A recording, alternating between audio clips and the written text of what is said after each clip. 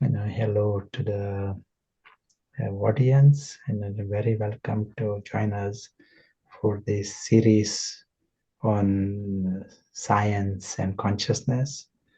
We have very special guests today, and the main the speaker of today is Thorsten and Dr. Ludwig, and I will be interviewing him.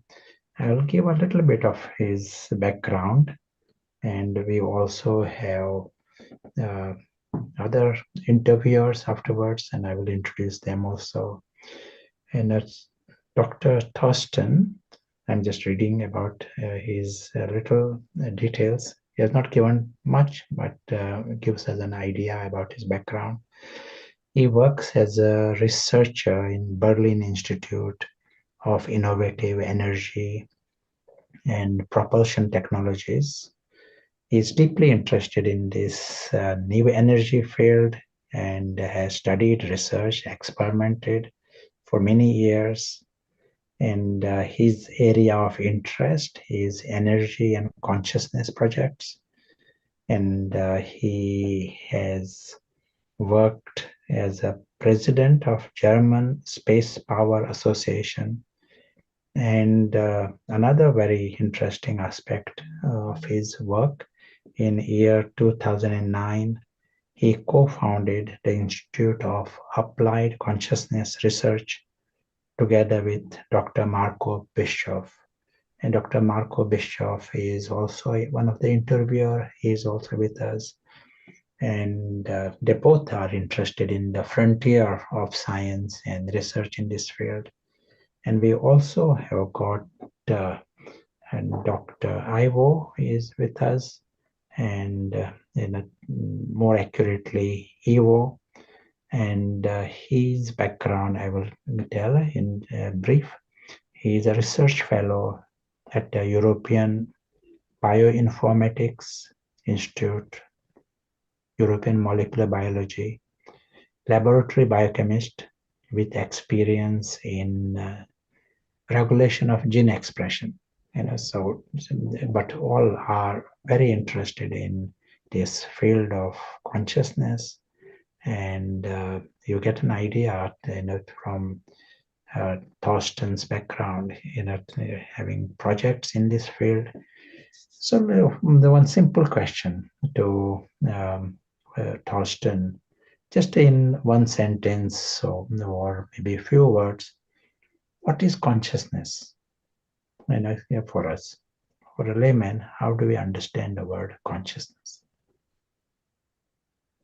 Well, to me, mainly consciousness is our experience.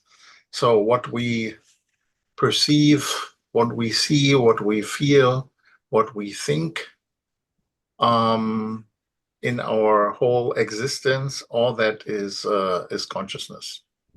Oh, excellent. And so what has science got to tell us about this whole field of consciousness? And is there embarrassment in the field of science about this so-called consciousness? Well, let me say it from my point of view as a physicist. The physicists have the dilemma. I, as a person, know about consciousness, have my experience and so forth. But as a physicist, experimental physicist, or even theoretical, consciousness does not exist. It's not, it has no formula representation. The force is not represented in the main course. So as a physicist, if you work with consciousness, you're immediately out of the box, meaning you're not in the mainstream. But for me, consciousness does exist, and I think it's very important to know how does it affect our life, our being, and how does it interconnect. And for me, it's quite clear that there is more than just the material. There's a lot of evidence that our human experience and the world and the universe has more to offer than just pure materialism. Now, the first bridge is energy, because also energy is something different from solid matter as we know it right now. So I'm not really sure if now is my time for my main statement. I assume it is. Yes, yes. I just say a Please few go ahead. things Yes. about it. I think that much more is possible than we think today, or a lot of people are very imprisoned by materialism, by thinking that that is all that we see and can touch. That's mostly everything. But there is a large number of people who know that there is more. And I personally, my message is yes, there is a lot more, and there could be even much more if we understand and realize the power and the possibilities with thoughts and consciousness. And I think it's very important to distinguish between the body and consciousness. If you look at evidence like near-death experience or out-of-body experiences, and also I can say I myself have these experiences. So you can actually see, realize, and experience that you exist even without the body. So, though then, of course, the question arises, how does the body work with, how the mind and the consciousness work with the body? So that's one of my main interests. But I also am a very practical person, so I would like to understand, how does technology work if we can include the mind? How will communication advance, travel? How can that be possible with new things? And so in my life, I concentrated more on the energy side, because I think if you need any new propulsion, you also need to understand the energy, but also gravity and how inertia and gravity works is a very important part. So, but in all of that, I think the first experiment is with myself. And I can make so many experiments inside myself. I don't need any external things. And so I find meditation to be a very, very important tool to start to concentrate and also start to journey in your inner worlds, which are very connected to what happens outside, how you can interact with people, and also what happens. So for me, the interaction with people is very important. I mean, I can read books and so forth, but if I meet the real people behind it, for me, it's always a much richer experience. I learn a lot more, and also with experiments, I can say if you read a book about a complicated experiment, it's very difficult to actually do it. If you go and talk to the people who actually do it, you can pick it up in a quick thing. And a lot of experiments, I think, are very difficult if you do them without having a connection with the actual people who have done it. But sometimes it's possible. Yeah. Okay, Prashant. Yeah, thank you. Your discussion today is mind matter interaction, and obviously you have researched on this, and you got some ideas and thoughts, reflections on this. Tell us a little bit more about this, that field of mind matter interaction. Okay, so when we started our institute, we looked around. What we saw was most validated, most interesting existing research as a starting point. And so one thing was the Professor Tiller and his work. I mean, I could talk for hours on his work, and he wrote so many books. So, but what we picked up was his main experiment, and that is connected with pH. And so at this point, let's see if I can share my screen. Then I can show you one or two pictures, and it's easier to explain. This doesn't work. I'll probably go like this. Hang on. Share screen. So I cannot make it full, otherwise I don't see you anymore, and so forth. So is everybody seeing some picture, Professor Tiller? Yeah. Yeah.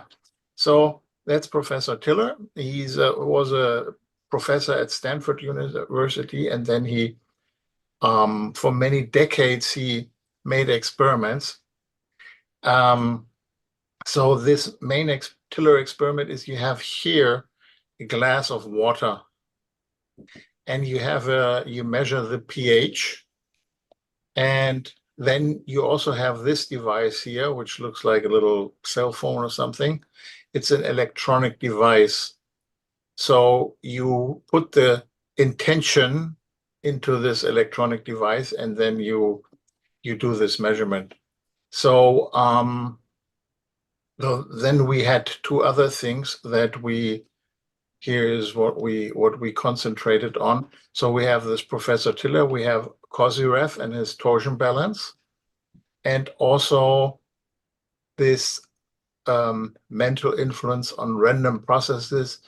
There's a Princeton engineering anomaly research, which did for decades experiments on that. So what we did, we picked up on these, and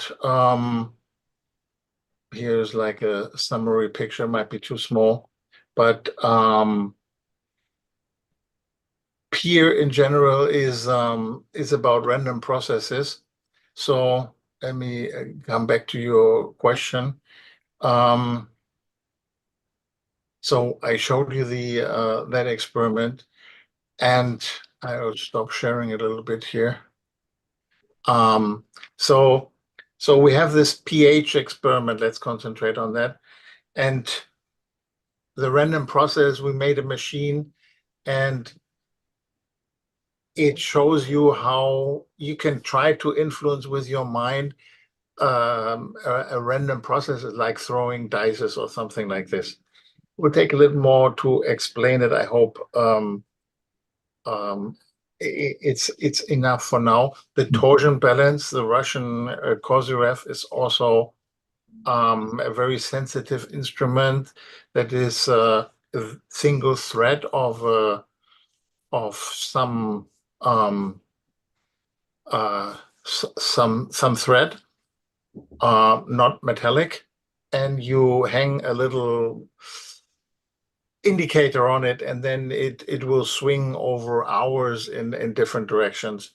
And Kozyrev used that as an indicator for his theories, but in the end he was able to measure the position of star and sun, where they actually are right now, not where we see them, with his telescope. So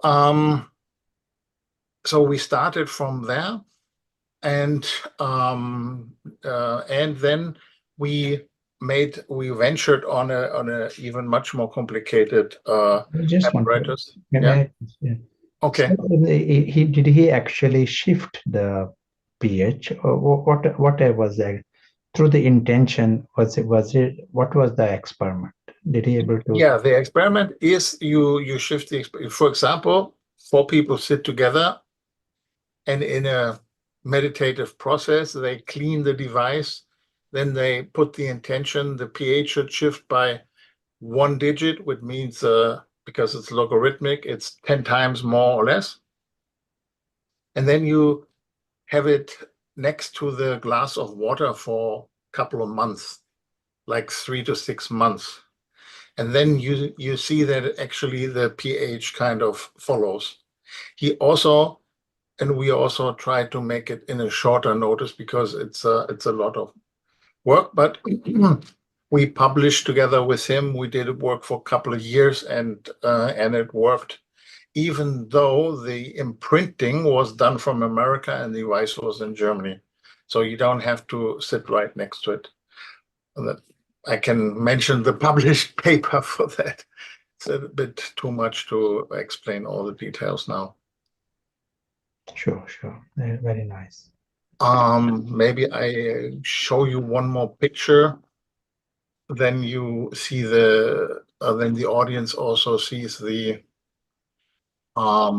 paper. And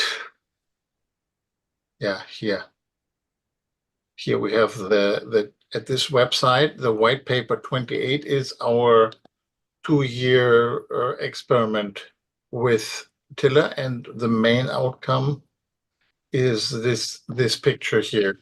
So you see here is weeks over 40 weeks, and the imprinted device was showing quite some difference, while I'm not sure the control is here. These were other devices that they worked with alongside. Yeah. So one thing I want to mention, or two things I want to mention. So we did this very interesting curve here. Every point, this was also here a 2-day session where we put all our instruments together with Volkamer's scale. He's working with a very sensitive weight measuring device. And so every year, 1, 2, 3, 5, 6, these were meditation or intention periods. And it's very interesting that in all the totally different devices measuring completely different things, you could see the effect. So, so that is one thing. Now I like to mention one totally more different subject, in the sense that here on this paper I proposed how to use the quantum field and a so-called Casimir effect for measuring the influence of thoughts. Now, in a short way to explain it, the Casimir effect came from a Dutch physicist, and the red here are metal plates. So if you put metal plates quite close together, then outside are more possible waves, and possible waves means that the 0-point energy, the fluctuation of just the quantum background fluctuation, will be more outside the plates than between the plates. So you get a force. And now today, that was 1949, but then after 1998, the measuring devices became affordable, and with piezo positioning, it became easy to actually do this and measure it. And so I put together the peer results from this random processes, and say that random quantum background fluctuations are also just a random process. So if we could change that by the amount the peer people were able to change it, it would be a tremendously large amount of energy and force. So this is how you would measure it. This is a process which is known as atomic force microscope. But here we don't want to use it as a microscope. We just want to use it to measure a very tiny force, about 10 to the minus 12 Newton, nanonewton. So you have a silicon cantilever that kind of bends. This is like 200 microns, and you have a laser reflecting, and then you can measure the force. So if you build it, it looks like this, and then you need some instruments and more instruments, but it's tabletop. It's not super complicated and not super expensive. And then if you do it right, then this is the distance. Then you can see how the force reacts to it. So I'll stop sharing again. So one thing I here to put the spiritual perspective in. For 15 years, I proposed it. Some people were interested, but nobody put in any money or anything. So on my birthday last year, I decided I'm not going to wait any longer for any money. So I'm just building it. So I started building it. I ordered all the things. I used what I had, which was like 2/3 I had, 1/3 I needed to order. And then I was talking to a very spiritual lady, and I told her about that, which I know for some time. And she told me the money will come. And on the same day, somebody paid me a bill that was long lost. And I got all the money I had already ordered, and everything worked out. So sometimes you just have to take this step of courage and keep going, and then somehow help comes.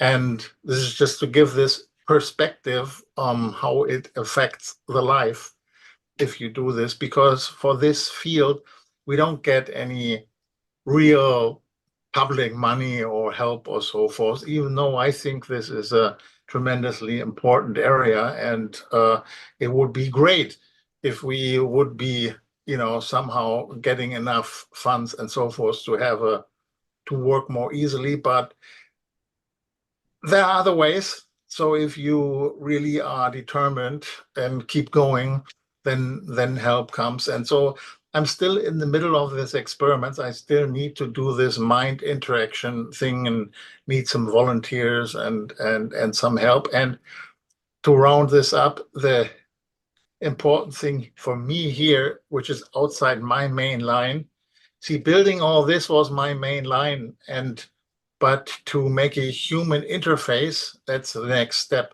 Because with these graphs, it will be difficult for someone to actually work with it. See, that's one reason why this consciousness research is difficult, because every situation is different. If we apply it in our real life, it has impact. The reality is affected, so it's important to us. So if it's just an experiment somewhere, and then there are noises and distractions, and so it's difficult to relate to it. That's one whole set of problems. And I talked to Brenda Dunn, for example, who worked in this peer lab for a very long time. And she told me that you can, if you don't look at the humans and make it nice for them, and make a surrounding where they feel comfortable, and then you have success with these experiments. But if you are harsh with them and you tell them from the front, I don't believe in this, you do whatever you want, then you will not find the effect. Is it okay? Yeah, I've stopped sharing again. Let's see. Or did I stop sharing? I stopped sharing. Yes. I wanted to just ask. Yes. You got this very thorough insight in the field of consciousness and its influence at a very subtle level on the matter. And so you need extra sensitive instruments to pick that up. But your area of interest is also golden age technology. So golden age technology, will it mean you have to develop a different level of consciousness, some purified consciousness? What is your understanding of golden age You use this term. What Yes, do you mean? absolutely. Well, I'm not sure if everybody knows what I mean with golden age, or I know you know what I mean with golden age, but not everybody in the audience might know that. So in the understanding of Indian tradition, or the Raja Yoga tradition, there are different times, and the golden age is a time where there is happiness, where the people are actually then know who they are. They know they are not the body. They know they are the consciousness, and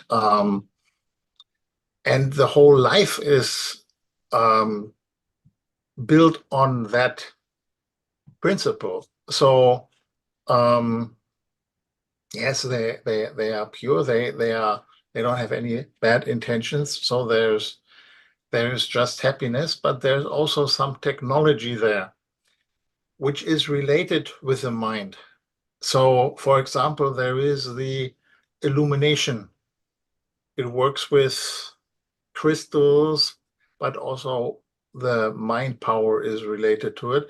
And then I think for me, the most famous technology of that time is the vimana, which is like a flying instrument. Now, for me, so we could talk a lot more about the golden age to bring people on board what it means to be actually not body conscious, but to actually be completely aware of your soul. That means if you leave the body, for you, it's just like buying a new car. It's nothing different from that. So the vimanas, the flying machines of that time, I think if you look at the deities from that time, there are some who just fly. They don't need anything physically. They can just fly. Then there are, as time goes on and consciousness loses power, some need some physical enhancement of their power in order to fly, which is for us a little bit easier to understand than just flying. But so they need like some something.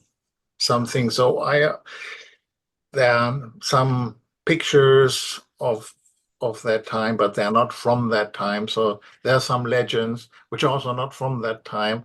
So it's not so easy for us to know how did they actually look like, the Vimanas. But um, I think that there are so many reports about them. So for me, it's an interesting question: how do they work? So and if you consciousness is one thing, but if you look around what actually gravity is and how it works, there are quite a lot of theories. I know the famous Newton has one theory, then came Einstein, but there are others who have completely different ideas about it, and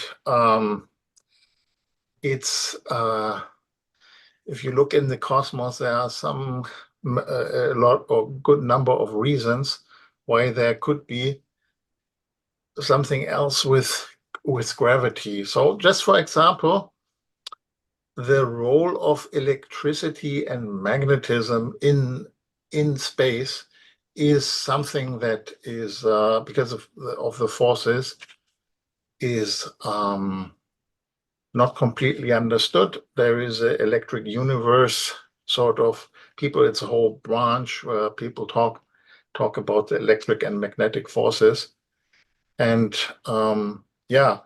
So if you want a flying machine and the gravity is actually electric phenomena, just for an example, there are some good papers on that from Hal Puthoff, for example. Then you can also manipulate it in a completely different way. But the one thing I like most about the Vimana is the thought steering. And some also say it's thought powered. So, and from the connection with the zero-point energy experiment I just told you, I personally think that in the whole field of new energy and propulsion, the consciousness is a key that if we understand that, we will open up these technologies. Yeah, Thorsten, so interesting to know your background and how much you are involved in this field of consciousness and going into such detailed uh, study of this. At a personal level, what is your,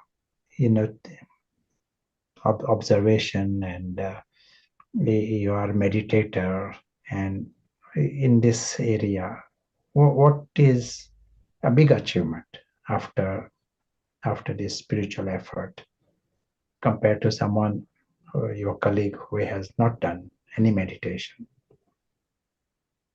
Well, there are different levels.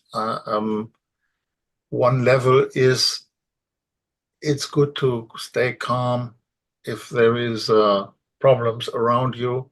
It's good to keep hope if hope is difficult to see. Like, for example, when the next funding will come, or how to get going without funding. But also on a more practical level, I experimented with using intuition in my work. And for example, when I did my PhD, I had a very large instrument with hundreds of cables and hundreds of instruments. And when something, it was like a little accelerator. So when the machine was down, which was quite a few times, was an old construction, then I would tune in, and a lot of times I had very good and sometimes even great results. I just got this idea I have to look at the certain big machine that I've never opened and never did anything with it, and it never failed. But I thought I have to look there for the problem. I did, and there was the problem, and I found it. If I would have done it systematically, I would have taken weeks and months to find the problem, and this took me only a couple of days. But the main thing basically is, if it's meditation, I think helps to find inner peace and happiness. And I think that is very important. Excellent. Thorsten, so nice to have you in this discussion. But now the interview will continue. We got two experts in this field of science and consciousness. As was mentioned before, we got Dr. Marco Bischoff, and he's also based in Germany, northern Germany. And as was mentioned, he is part of this project, Institute for Applied Consciousness, along with Thorsten. And at the frontier end of the science field. And we have Ivo, who is also from the background of science and more like a biochemistry. So it is now over to you. If you would like to say anything or ask anything. First, let us come to Ivo. Ivo, who has got something to say. Thank you, first, for letting me take part in this conversation. And I think it's very interesting what Dr. Thorsten explained, and all these experiments. And I tend to agree with the fact that absence of scientific evidence doesn't mean evidence of absence. But in a sense, what Dr. Thorsten is showing is already providing some bits of scientific evidence, which is very interesting, because myself, basically being trained as, with the scientific method. So the way you train your mind, you tend to interpret experiments, you tend to make or infer about the results that you obtain. So one question that I would like to ask, for instance, when you plan one of these experiments, and we are always told when we plan an experiment, we do need very good controls in order to pick up these differences. So I mean, sometimes it's difficult. You mentioned noise, and you mentioned the environmental influences, and it must be really hard to be certain about these differences at the beginning. But once you've got the proper controls and you can establish that, you can postulate something. What are your thoughts about this? Very good question. Thank you.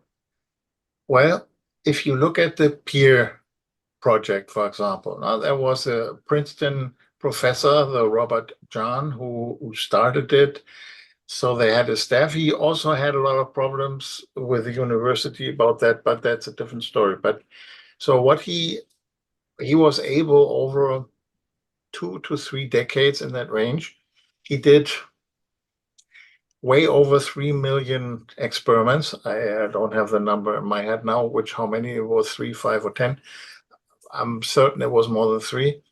So then the effect they found was in the order of 0.1%. So 1 in 1,000. So only if you have, let's say, more than 10,000 experiments, you were able to actually see this effect. If you want to be certain, you better have 100,000. And if you have 3 million, then it becomes quite clear. Yeah. So now when we did it, we didn't have the resources to even have 10,000 people come in and do something. That was out of our range. We, I think, reached 300. So our aim was to enhance the effect, to find points where actually you have a more direct effect. But since we didn't have such a large number of cases, we could not be as sure as the peer people. So we were more trying to apply it and find areas to enhance it. That's one set of problems. The other set of problems related to this is that the human experience, the human mind, and even the world is always changing. It's always different. So the scientific method wants you to have controlled environment, which with a human being is basically impossible. It's not easy to control yourself, but it is basically impossible to control others. And so the scientific method has problems here. So what I showed you, I think with the Tiller experiment that we did over a year, that was quite a proof for that. Of course, it would be nice if others would redo it. So that's one set of questions, that it is difficult to actually see if the weather is different, if the person's in a different mood, something happens, it all affects it. So repeatability is very difficult in this sort of experiments. And yeah, I wanted to say one more thing, but I lost it. Maybe it comes back.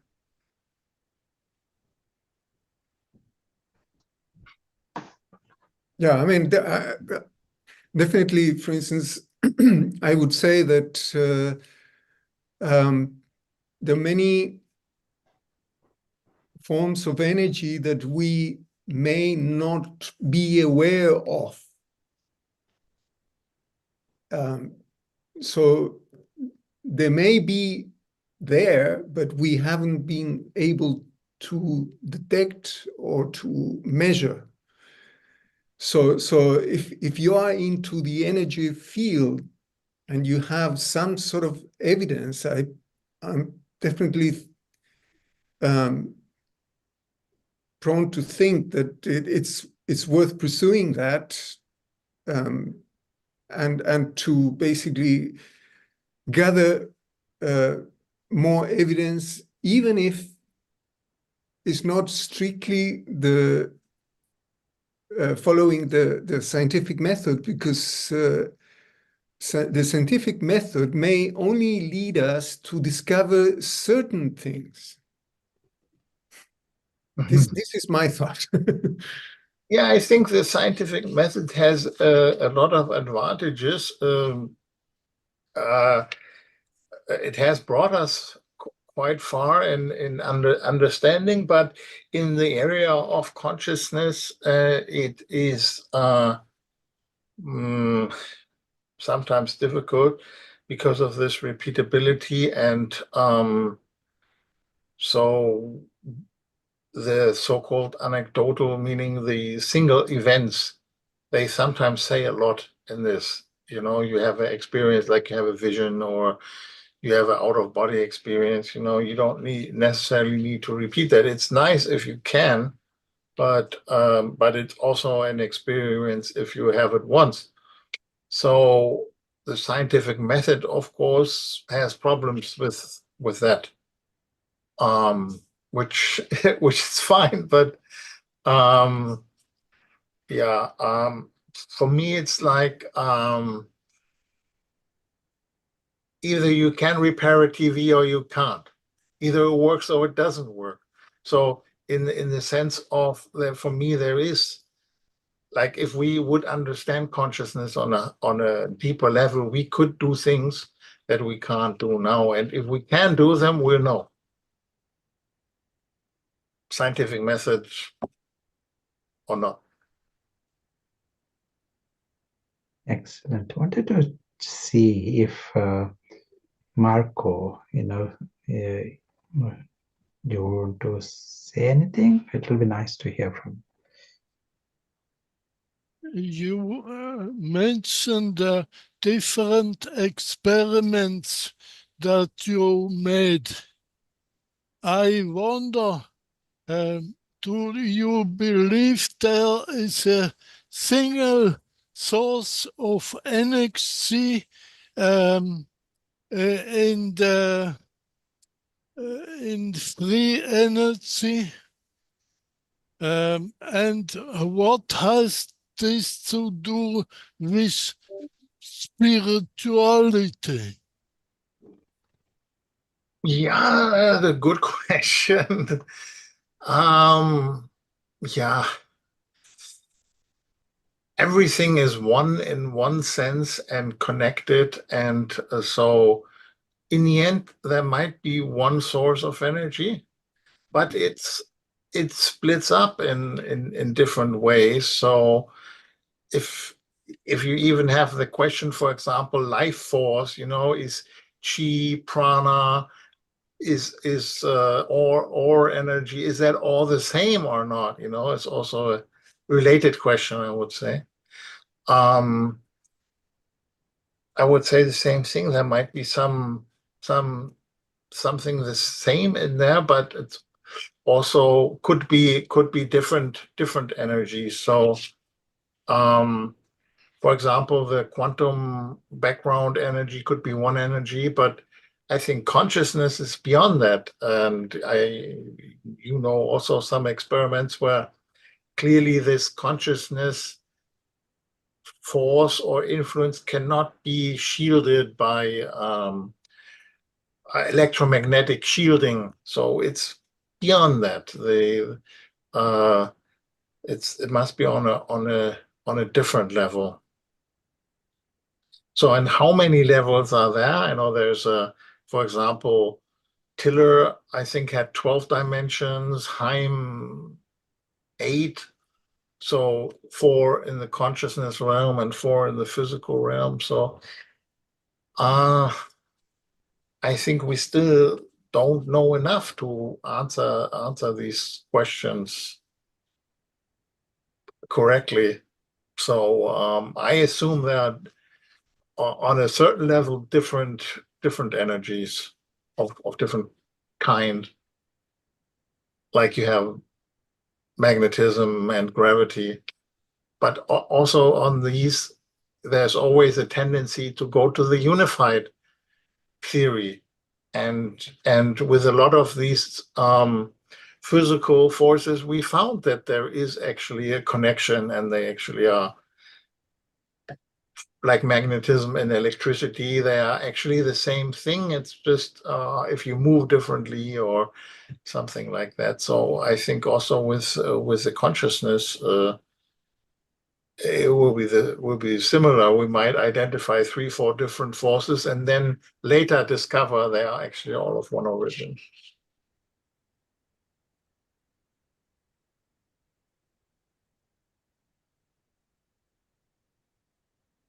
Do you want to ask another question? Yeah, another question, if it is possible. So I'm a biologist, so basically I'm interested in mechanisms, molecular mechanisms, and what is your take on the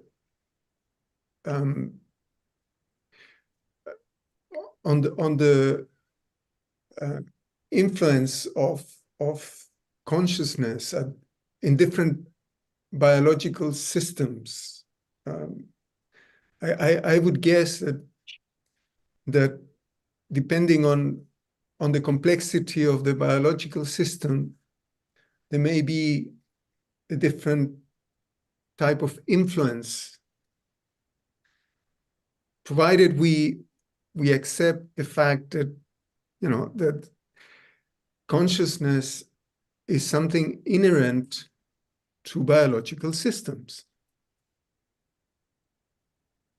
Yeah, well, for me, the first experiment is always with yourself, you know. So how does your thoughts and consciousness work together with your body? You know, that for me is a open question. You know, it's not scientifically explained in all details, you know, but it works. Obviously, we can do it, and so I know there is this question, and is consciousness primary, or is the physical body primary? And for me, the consciousness is primary. I think the consciousness controls the body, in the brain is kind of like an antenna and picks it up. So, but now I think your question more aimed to how do we influence plants or animals, or how do they influence each other? And yeah, I know that there are the biophotons, for example, though there is more subtle influences.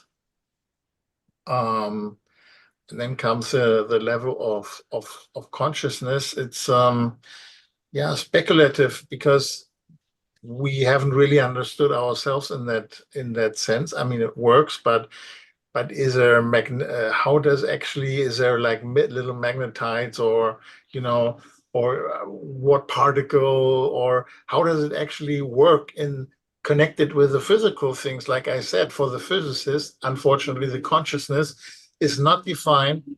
It's only half of or 1/3 of the people acknowledges the existence. So it's kind of uncharted territory there. So, but for biology, of course, it's not. I mean, because in the human experience, the consciousness is more accepted. I mean, the whole psychology kind of builds up on it. Yeah, so I have to say I can only speculate here, because our work was not about that. We Tiller used biological systems. So he used the pH, and he also used one cell system and one protein cycle. So he had experience with that. But from my point of view as an experimentalist, water is already difficult enough. You have to purify it. You have to do all sorts of effort to make it repeatable. And biological systems is just another level. You need a different lab and a lot of experience to actually do some experiments there. So we didn't go down that line too much. We would have loved to know more or measure more on the human being connected with the consciousness, like heart rate variability and some more sensible, EEG and things like that. So to kind of have some more repeatable or measurable data from the human being. So, but I think light is very much connected to it. Because there is a conscious light, but which I think is different from physical light, and then there is physical light, and I think that would be my first line to look for a combination there, how the mental light kind of affects the subtle physical light, like the biophotons. And one thing I like to mention here is coherence, because sometimes you don't need too much of a physical interaction, just that the vibrations are coherent. You can have exchange of information and energy.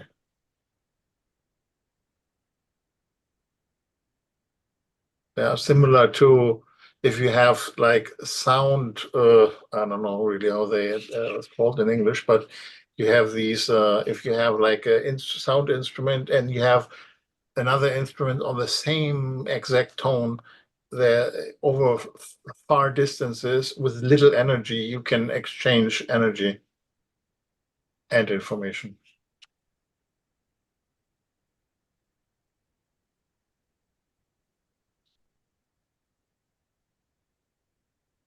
There is still time if Ivo has anything to ask. Or No, I just would like to comment, because this you brought up this light, the influence of light, and basically, let's say we think of our circadian rhythms and the way many genes are expressed depend on our day and night oscillations. And of course, during the night, there's no light or very little light, let's say. So basically, on the other hand, the fact that there is light makes us aware of our environment. And this awareness is part of consciousness. So there is a link with the biology, whether we want to accept it or not, so sort of speaking. So light is also a form of energy. So you have a good point there. I wanted to ask another aspect. You mentioned about physical light, and you mentioned about another light. What is that other light? Well, that's the other light is light that you can see with your consciousness only, and it's not physical, but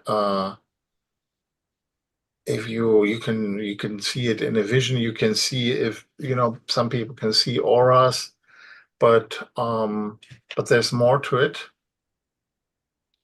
Also, it's possible to have an inner experience of light, and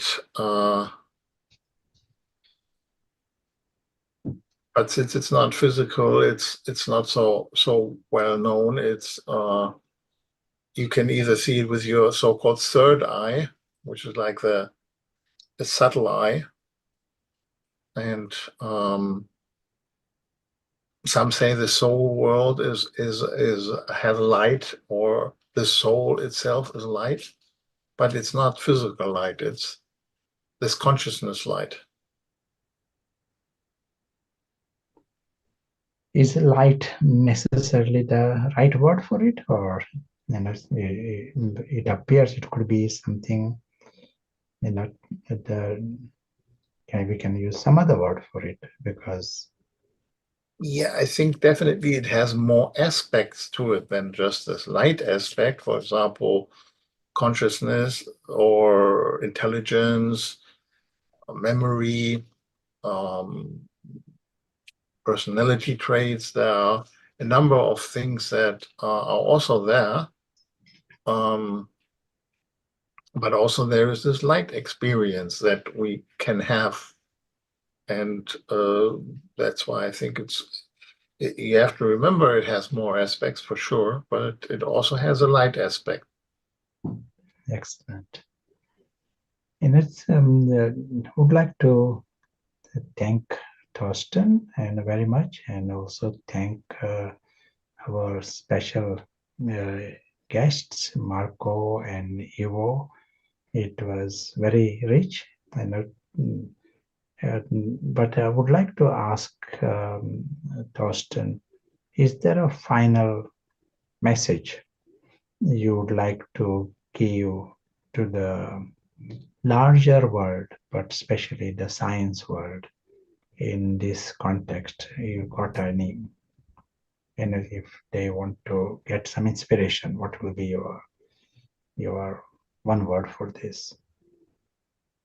I think our inner world and our inner journey is very important. And I think if you look back on your life, at the end, it's very important how much you understood yourself.